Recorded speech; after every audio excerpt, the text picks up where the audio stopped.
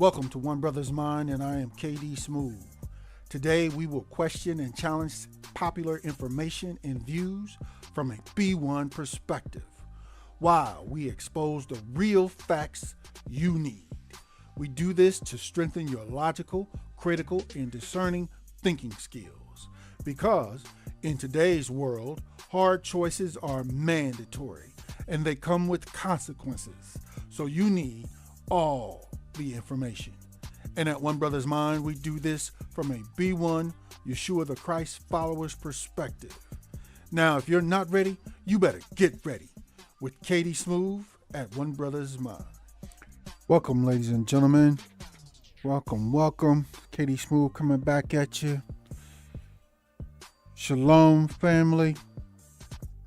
In today's report, we are going to give an update on our secure mobile raised bed gardening system. Again, this is an update. This is actually our second season or second year with our gardening system. You can find this system in a playlist here at One Brothas Mind. Go to the One Brothas Mind YouTube channel and click on the playlist tab and scroll down. You will find the Secure Mobile Raised Bed Gardening System playlist. If you're new to this video, if you really want to get all of the information on why we call it the Secure Mobile Raised Bed Gardening System, you gotta go back. I mean, you can watch this video, it'll give you a general idea, but if you really want the detailed information, you gotta go back to at least video 2 of this playlist, and it'll walk you through. I'm literally showing you everything step by step that I've done and explaining in detail why it's called the Secure Mobile Raised Bed Gardening System. So we're not going to go back over all that information, but this is just a season 2 update for you guys. There's a lot that we learned from the first season of our gardening system, and we've incorporated and made those adjustments and updates, and we're actually having a much better outcome than our first season. But that's kind of what relearning to garden, that's what it's about. It's not automatic. If you sitting back thinking that you're gonna just snap a finger, grab you some seeds and throw them in some dirt in some kind of way and everything's just gonna work out, you are mistaken. There's a lot of variables depending on how you do it, whether you do it on your property, just in the ground, or whether you actually make raised beds on top of your ground, or if you do it in basically container gardening like I'm doing it. There are a lot of variables, and they vary for each particular type of plant you want to grow. So you gotta learn all that stuff, how to handle from seed to harvest. You gotta learn all that stuff. So again, today is our season 2 update. I'm going to share this with you. I got actually a few videos, clips. They give you our update for season 2. And then at the end of the video clips, I'm going to show you some of my actual setup, specifically my irrigation system that I installed. And I'll talk about that briefly and show you that in the video clips that you're about to see. Okay, so just before we get started, family, Please remember to smash the likes, share this report on all your social media with all your people, and be sure to be subscribed to One Brothas Mind, where we try to bring you the information and facts you need. All right, without further ado, family, we're gonna get right into our video clips of our update, and we are going to do that here at this point in time. And here we go, family. All right. Okay, family, real quick. I am starting my soil or used soil revitalization for the garden this year. Just wanted to let you guys know clearly what items that I am using to revitalize my soil.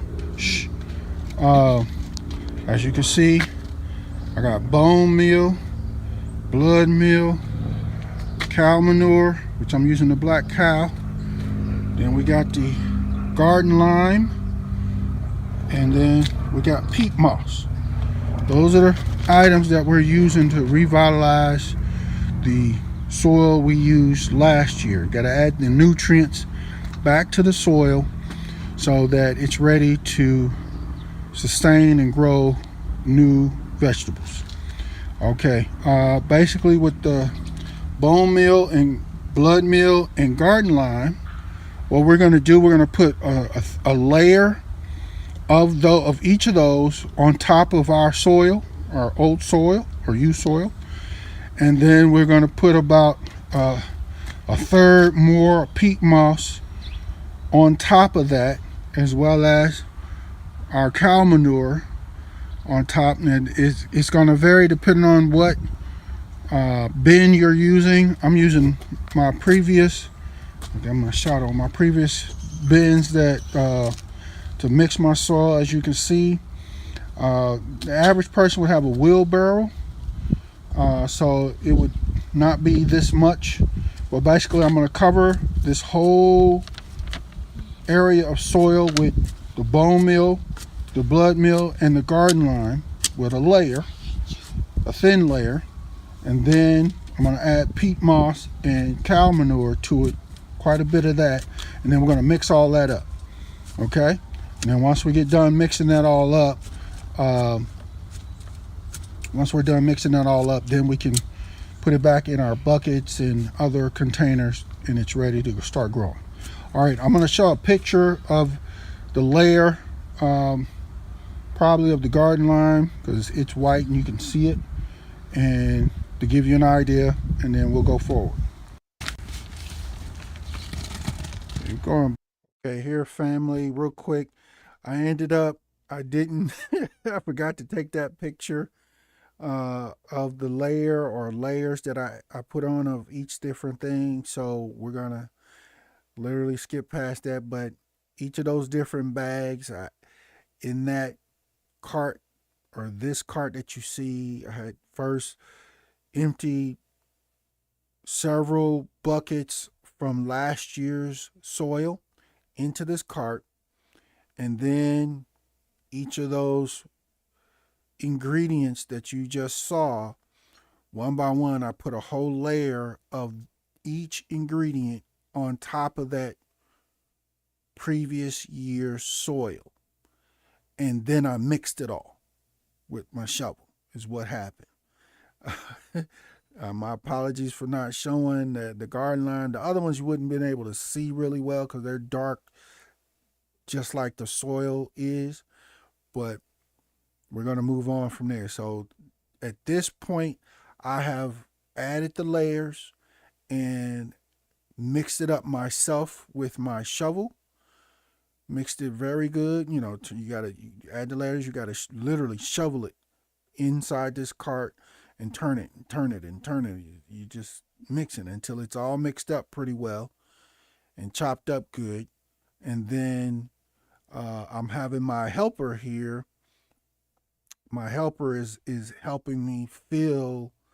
I did the mixing. My helper is actually helping me, as you're going to see, fill my containers. Okay? All right, here we go. Buddy, good job. Keep going. Yeah. I got him out here helping. I'm helping. Going to get in the garden together. All right. Come on, buddy. Put it in the bucket. Okay. Good job. Push hard. Yeah. Got my helper with me again. Now, I also want to add, family, with this, we're doing either a raised bed or a container garden. If you do a significant amount in regards to the amount of soil that you're going to use, filling your raised bed and our containers, if you don't, like, for most of y'all, if you don't work out like at least 5 days a week, filling your containers or raised beds are going to make your back sore because you're literally shoveling dirt. Okay? And depending on how much you do, if you do a significant amount like I've done, like I got over 50 buckets that I'm filling and some additional containers. Okay? So I have a significant amount of dirt that I'm mixing and utilizing. Okay? So I would not, if you don't like work out like 5 days a week consistently,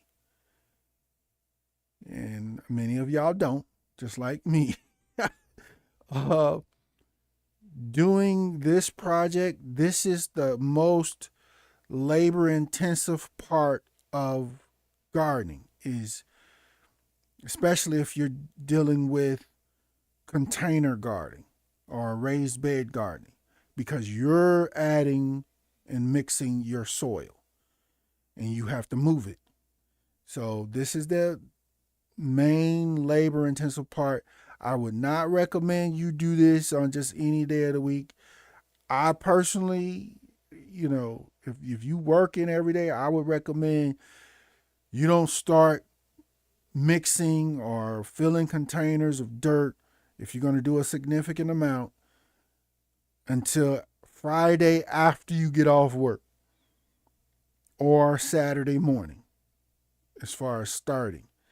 And, I wouldn't suggest you try to, if you're going to do a significant amount, that you do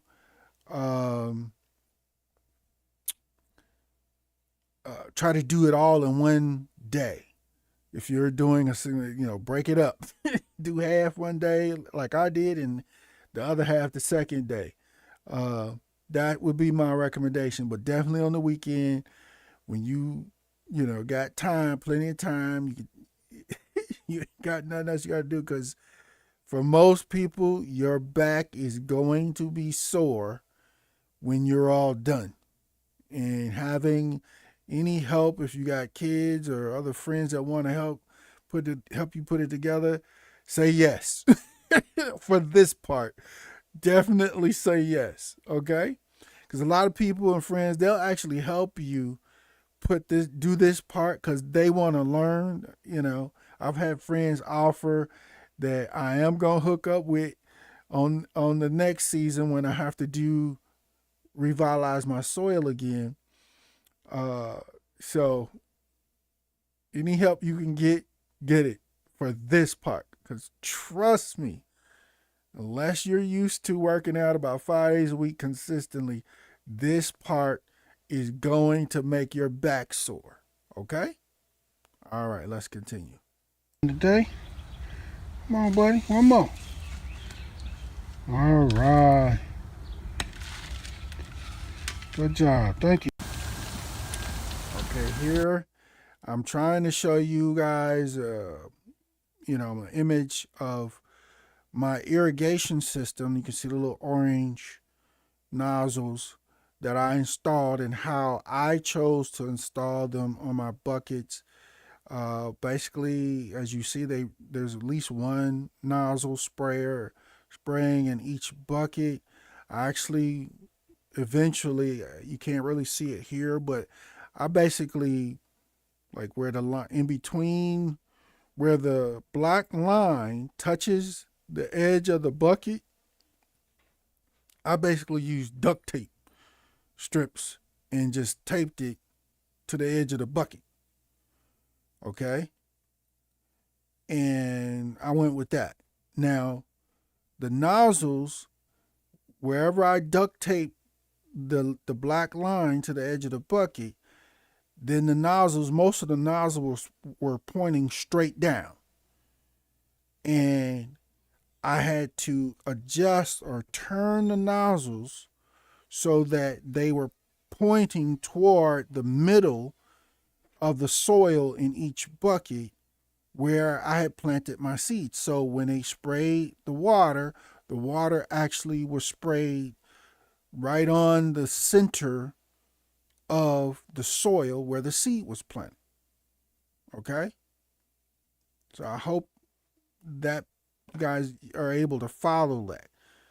Because as it is right now, most of the nozzles that you see, they're spraying straight down, which is on the side, one side of the soil, which that water is going to have a hard time reaching where the seed is in the middle of the soil. So I duct taped the black line to the side of the bucket. That was the first part. And then I turned the nozzles upward to the point to where the water that was spraying was actually spraying on the center of the soil in the buckets where my seeds and our plants ultimately will be. Okay? Now, I will tell you guys, over time, certain pieces of duct tape strips give out a little bit, and I have to go back here or there and replace a duct tape strip and reposition the sprayer from time to time, but it's maybe once every few weeks. Okay? So this is the irrigation system. It's a pretty cheap system. I'll talk more about that here in a moment. Here we go.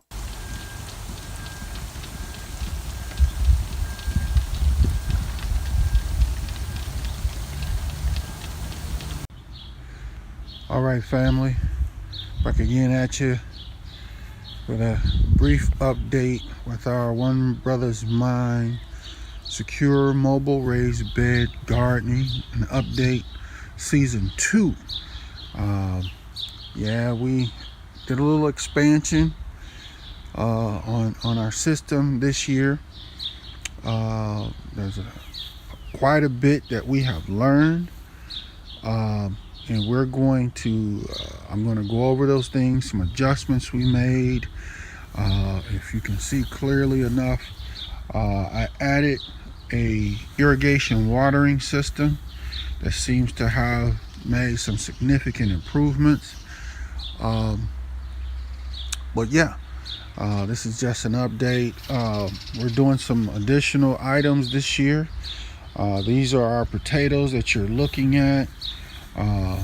We got actually some corn in this first line of buckets here. For the first time this year, we got us some green beans that are just getting started. This middle rack here, we got us some kale coming up really nicely. And this line over here, we got us some cabbage coming up really nicely as well. Actually, those buckets there, and the cabbage and kale, each bucket has blossomed. Some are larger than the others, as you can see, but we had a weird start to our planting season this year in Indiana. In that white bucket there, I actually recently planted some carrots. They have not come up yet. We'll see how that goes.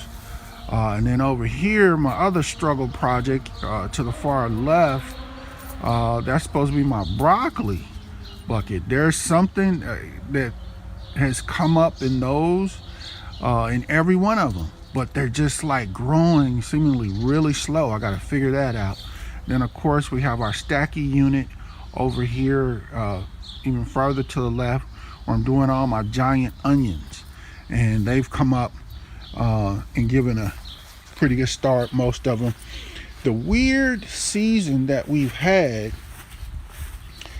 is we kept having really cold frost nights longer than we normally have them. So this year I decided not to start seeds indoors this year. I wanted to just do seeds completely outdoors. As you see, for a lot of the cold weather plants, my kale, my cabbage, things of that nature, most of those have done really well. Now see here, you have cabbage doing great. These were the seeds that made it through the cold frost mornings that we kept having. These other ones, even though there's something up in those, I had to reseed those. Those didn't make it through those cold frost mornings, so I had to reseed those. Same thing here.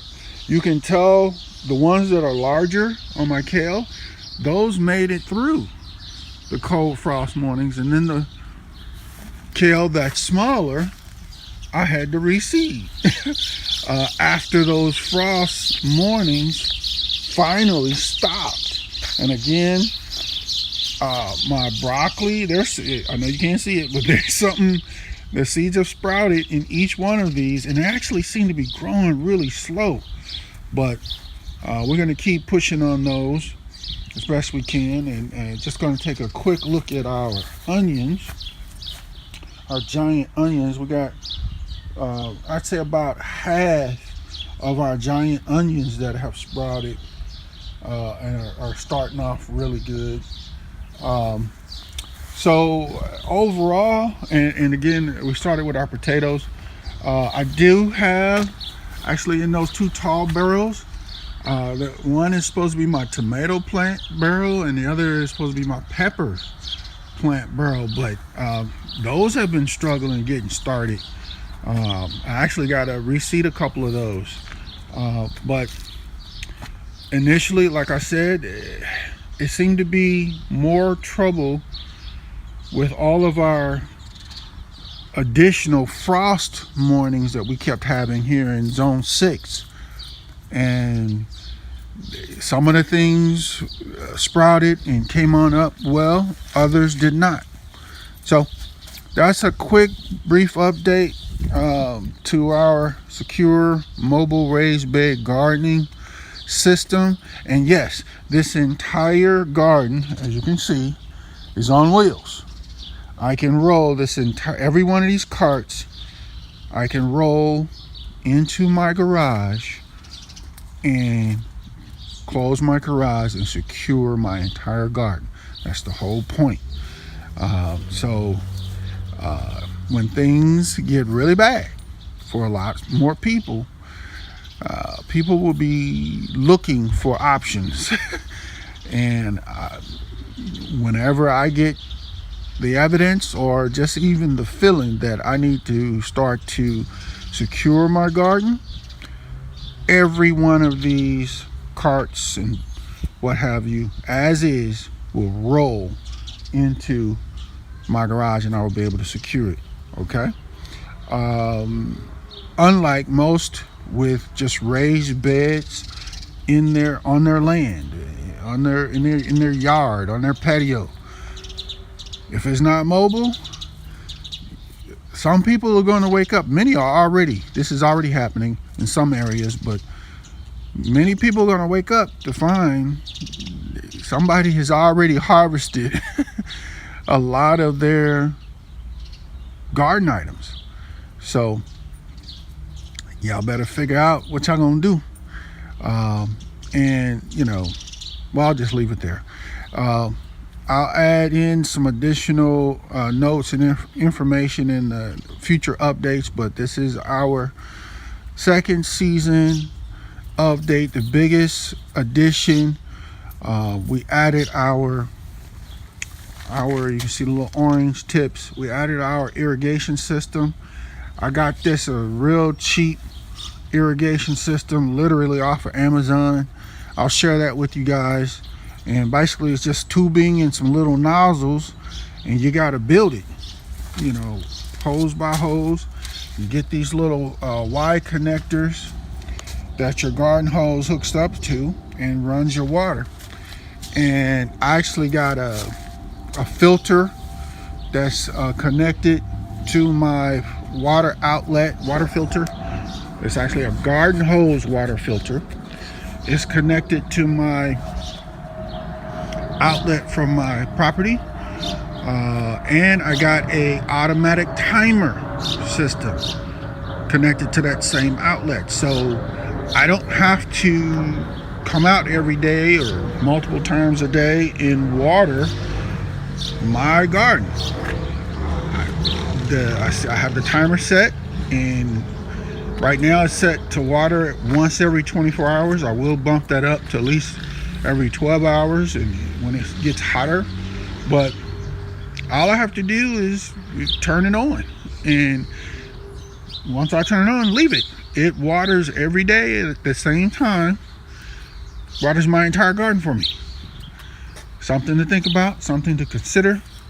I'm actually at this point, now that some of my kale and cabbage are coming up really good, I'm getting ready to begin to implement my vegetable protection sprays, my organic vegetable protection sprays and my leaf sprays, before I start getting insects and bugs and what have you eating at my leaves. So far, I haven't seen any evidence of it, but I'm going to start treating my larger, or really all of my leaves, vegetables, but I'm going to start treating them here very soon. Woo, excuse me. Start treating them very soon, because I don't want to come out and start seeing my food all chewed up by insects and what have you. I do see there are some whether it's birds or whatever is doing it, like here, that are making little dig divots in some of my buckets.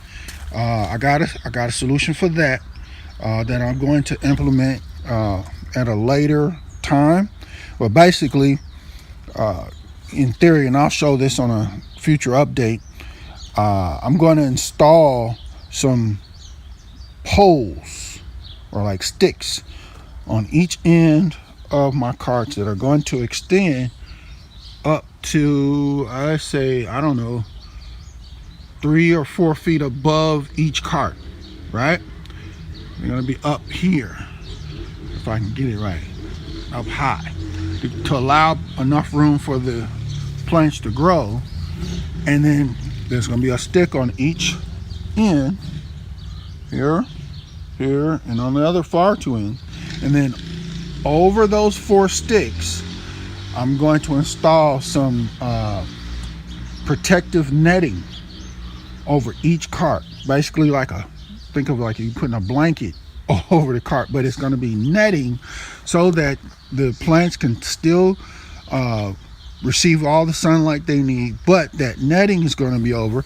And then I'm going to have clamps clamp that netting on nice and securely, and that will prevent, whether it's squirrels, birds, or any other larger critters, from getting in and doing damage to my garden as well. So I'll have insect and protection, and then larger, because last year I had somebody, I don't know if it was some squirrels, whatever, literally climbing my tomato plants, stealing tomatoes from me. So I'm going to do all I can to prevent that this year as well, using that netting that's going to cover each of my entire carts and what have you. so that that won't happen. Now my corn down here on this end, I showed you guys a little earlier. Those corn stalks are actually going to grow to about 6 feet high or so from within the bucket, each bucket. So yes, my poles or sticks on each corner of that yellow cart, they're going to be at least like 7 feet tall, right? And my netting will go over those. So I got plenty of room for my corn to grow up as tall as it needs to grow to produce what it's got to produce. So again, this is my first year trying to do some corn. We'll see how it goes. But there you have it. A brief short update into the One Brothas Mind secure mobile raised bed gardening system. Everything seems to be going good. A lot of our smaller plants, like I said, I even got some still today. I have to reseed just a few. But because we had just a crazy, weird, inconsistent end of the frost season here in Zone 6 in Indiana. What you see that's already doing well, that stuff made it and started through the frost season. And then everything else that's smaller or just now sprouting, either is a warmer temperature plant that I had to wait until all that frost season ended before I could even plant those seeds, or like some of the kale here that are small and some of the cabbage that are missing there. Some of them made it, some of them didn't. So it's kind of what it is. Now, as you guys saw in my previous reports from last season, I tried starting a lot of my plants and seedlings indoors. They actually, most of them, I got them growing indoors, but there's some additional issues there that occurred. Indoor seasoning is not, or indoor growing is not as easy as you think. But I did get most of my stuff to start and grow. The difficulty I ran into was just after the transfer process. When I transferred my indoor growth to the outdoor, I actually lost most of my plants and basically had to reseed anyway. So this year I decided I'm just gonna wait and seed straight in the bucket, straight in the dirt, once the frost season is over. So far I've had much better results doing it that way. I did start, or could have started for example, first season, the plants that did the best to start indoors for me was my potatoes that you see in those little bins there, my tomato plant, and my pepper plants. Those were the plants that I had the best success in the previous season with starting indoors. Everything else kind of didn't make it, and I had to reseed anyway. So there you have it. Just a quick update. Okay, family, real quick. All right, family. Here we go here. Just one more note. As I mentioned in this clip, I had trouble from season 1 when I started my seeds indoors. The main trouble, well, I had 2 trouble issues. One, I had to go through an adjustment while growing my seedlings indoors. I discovered I needed additional lighting. I needed more lighting than I started out with. So I had to get that quickly. Because what began to happen was, and you can look this up on other people's reports, I started to have what's called stretch seedlings or leggy seedlings, where basically what's happening, your plants grow, but they're growing and they're stretching as tall as they can, because what's happening is they're trying to get closer to the lighting that you're providing. And that stretchy or legginess actually ruins that particular plant. So, first thing I had to learn was I needed more lighting. I needed to add more lighting. I added more lighting. Then I had to do more research, and I came to understand that the lighting that I had, especially after I had enough, I had to move that lighting or adjust that lighting down to where it was no more than about 1 inch above all of my seeds planted indoors, or seedlings. Even after they sprouted, my lighting had to be no more than approximately 1 inch above the new plants. And I had to keep that lighting as those plants grew and as they grew. I had to make sure the lighting that I was providing was no more than about 1 inch above them, because if it was more than that, the plants would start to stretch up, trying to get taller to get closer to the light, which is the stretching or leggy issue. So that if you're going to do or start seeds indoors, definitely make sure you have enough lighting, and then make sure you adjust your lighting down very low to where it's approximately 1 inch, no more than 1 inch above your new plants that have popped up. Okay. And as they grow, keep your lighting only about 1 inch above your plants. Basically make sure you have adjustable lighting. You can raise it up or lower it. Okay. The whole point of starting seeds indoors or plants indoors for a garden, the whole point of that is to get an early start. So you don't have to wait until the end of frost season in your area. Okay, now in hotter climates, areas around the world, they don't have to worry about frost at all. But I'm in zone 6.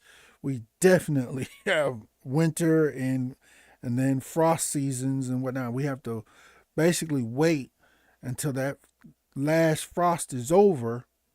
Then we can start to plant our seeds, and our plants will grow. But like I said in the clip, this year for some reason we kept having, what we thought was the last frost night, and then the temperatures would start to increase, and then you think, okay, I can go ahead and plant my seeds.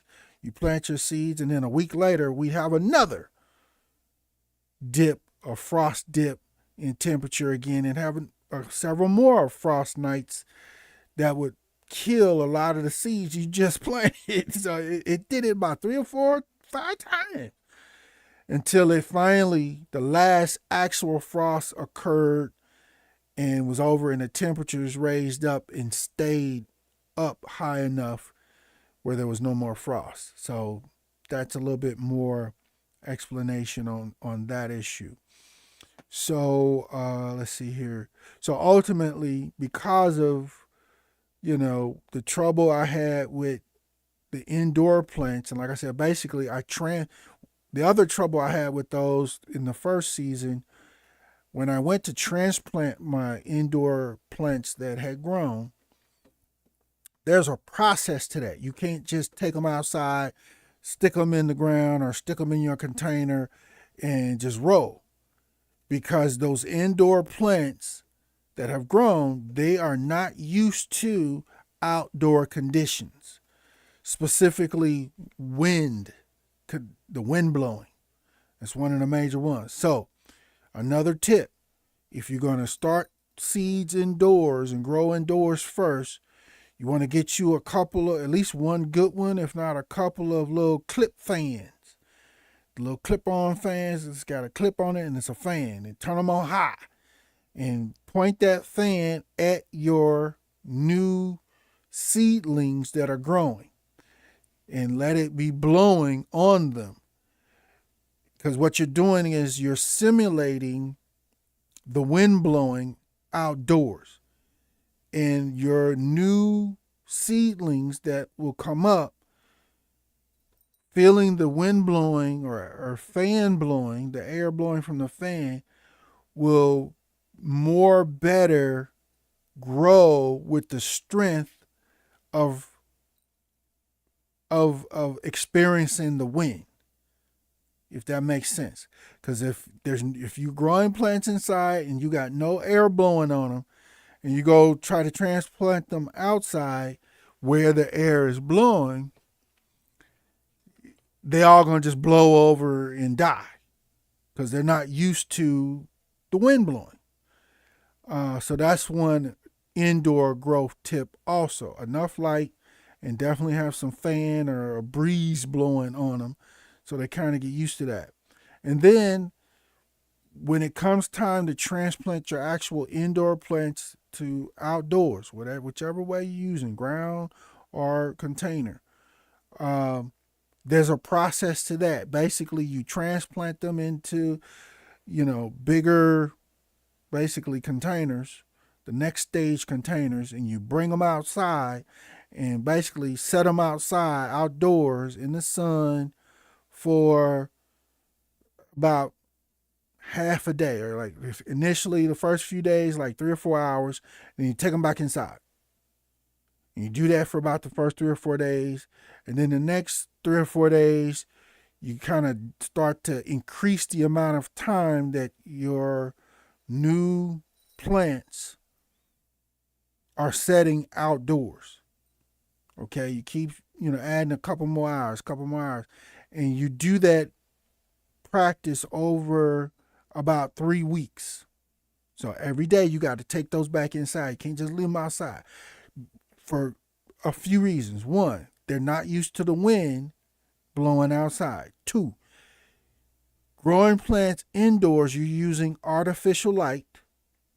And when you bring them outdoors, you're giving them the sun. They're not used to the sun like that. So if you set them out, your transplants out in the sun like that you started indoors, and you leave them in the sun all day, that sun is going to kill them because they're not used to it. You basically got to, give them a little bit over about a 2 to 3 week period before indoor plants will adjust to the sun and to the wind outdoors and gain or be strong enough to then be, transplanted to whatever their final destination is, whether it's your ground or your containers. And then they'll be strong enough to be left outdoors always.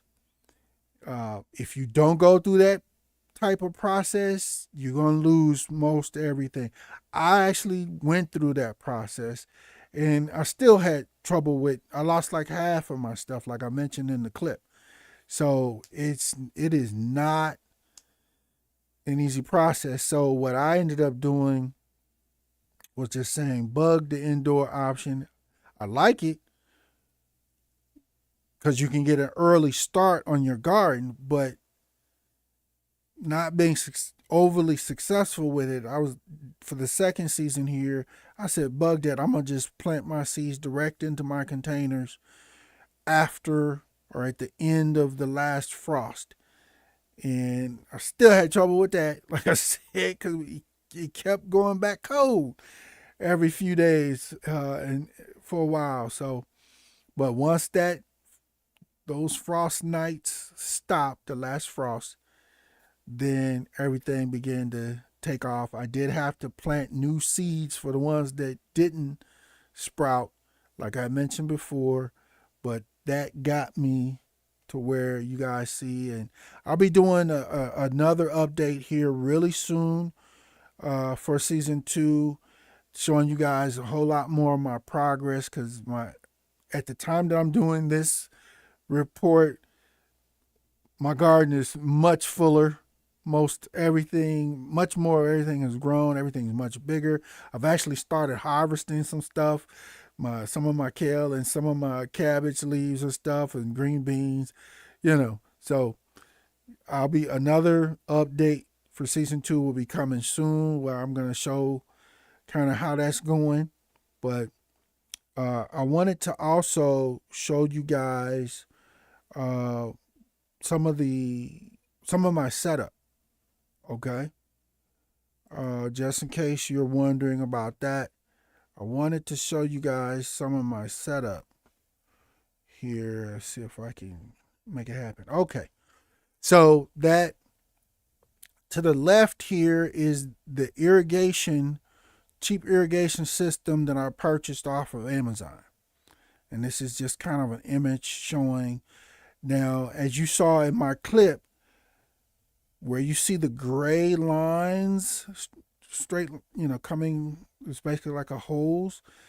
They're actually black, but in this image, they're showing you them the color of gray, so you can see where the actual spray nozzles are, because those are black. That's all.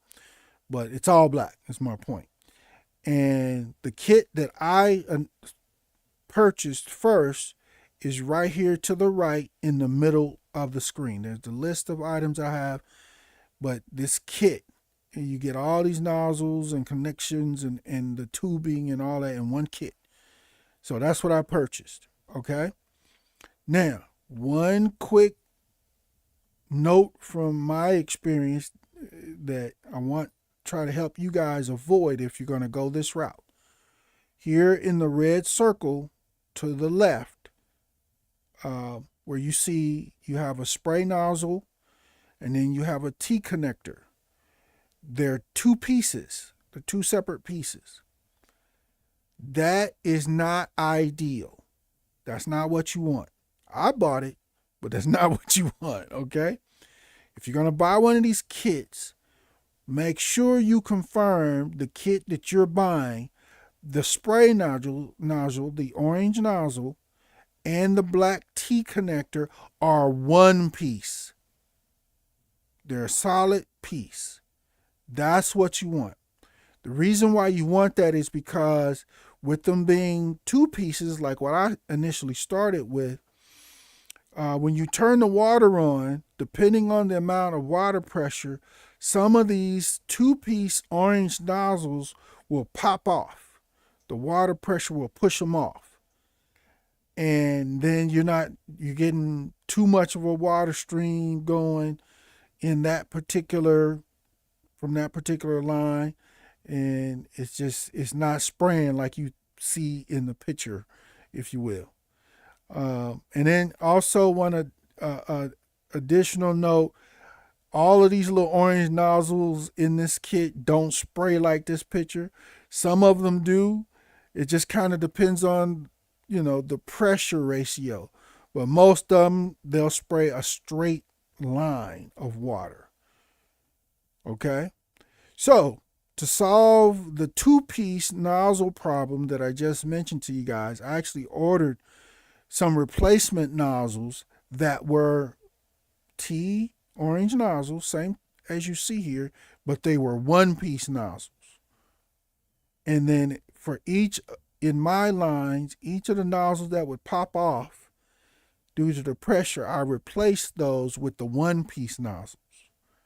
So the popping off of nozzles was eliminated. Okay?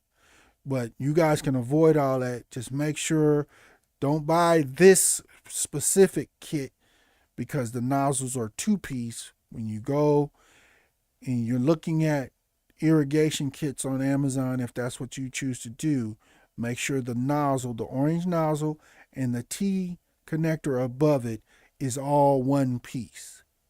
That's all. That'll get there.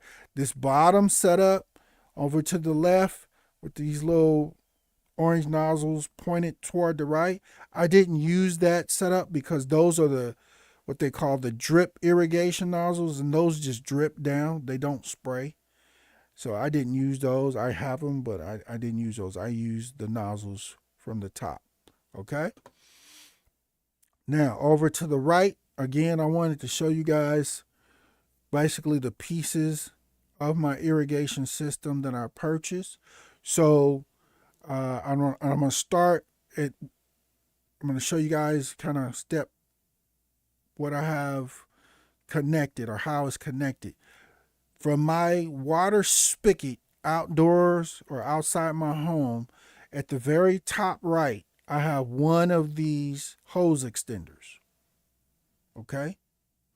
So it makes my water spigot, now I got some flexibility to connect to whatever I want to connect to instead of just that hard water spout that's hard to reach. Okay? Then after that, I got at the bottom, it really doesn't matter. The bottom two, you see this straight tubing orange yellow thing. This is a water hose water filter at the very bottom. And then there's the red and black timer unit. It's battery operated. Okay.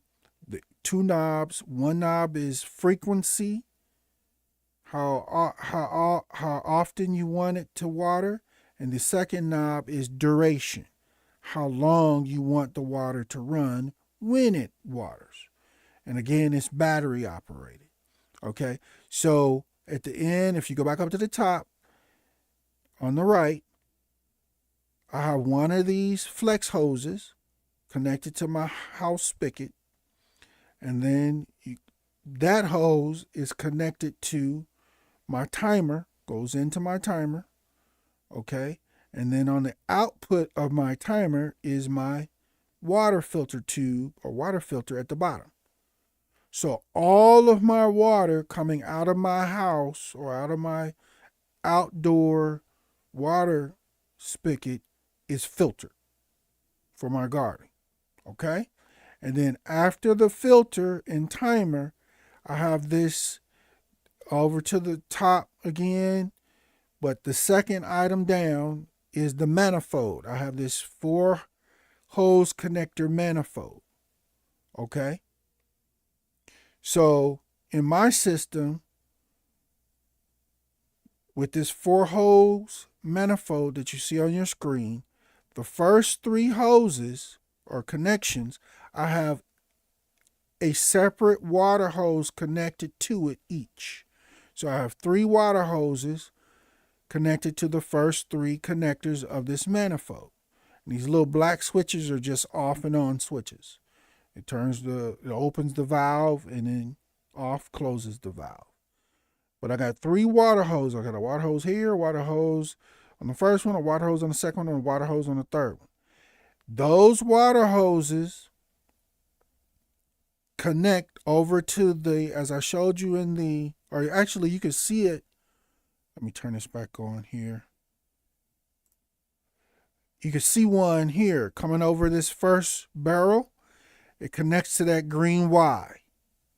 The same green Y that's over to the left of your screen. So that's one of my water hoses. Connects to the green Y. So water comes through that line, and then the Y, the green Y, creates 2 lines. So I have a black line of tubing coming from each end of the green Y. And that tubing leads to different orange spray nozzles. And I have them basically laced or ran, as you can see in this image. And I showed you in the previous clip, it's a line. You go from one nozzle, then you connect more black line to the next nozzle where you need it. And then you connect more black hose line to the next nozzle where you want it placed, and so on. You just keep doing that. Okay? And eventually you have, a spray nozzle for, at least one spray nozzle for each of your plants. Okay? Now, reason why I bought 4, or this manifold has 4 outlets on it because I knew I was going to use 3 for my garden, right? But I needed a 4th one because I still need a hose outside my house just for general use. Okay? You understand what I'm saying? So if I'm washing my car, what I'll do is I'll turn the first 3 black nozzles to off. That closes the valves for the first 3, so no water's going to my garden with them in the off position. And then I'll turn the black valve for the 4th one on the far end of the manifold, this 4 hose or 4 connector manifold. I'll turn that black valve on. So then the hose that I have hooked up to the 4th connection, that's my regular water hose that I can wash my car with or do whatever else I want to do with. And then when I'm done, I turn that 4th valve off or back closed, and I turn my first 3 back to on. So my water, when my timer releases it, will go back to my garden. Hopefully that makes sense to you guys. I don't know if I can explain that any better, but that's what I'm gonna go with for now. So there you have it, family. That's the season 2, One Brothas Mind, secure mobile raised bed garden, season 2 update. I guess it will be number 1 or the first update. So the next update, like I said, I'll be doing that here shortly. You'll see how my garden has advanced on the next one beyond this point. And we'll go for there, and I'll share with you any other additional updated information in that report. So again, family, please smash the like button, share this video on all your social media with all your people, and be sure to be subscribed to One Brothas Mind, where we try to bring you the information and facts you need. And this concludes this report for One Brothas Mind. We thank you for joining us. And as a part of the new Black media, B1 choices are mandatory, and being on code is required. But never fear, Yeshua the Christ is with you always. Shalom.